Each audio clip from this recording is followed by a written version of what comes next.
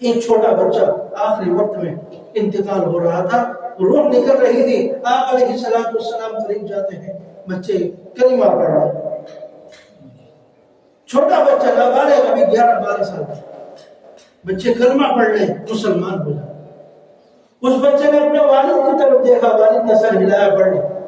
اب تو ویسے ہی مر رہا ہے، پڑھ لیں۔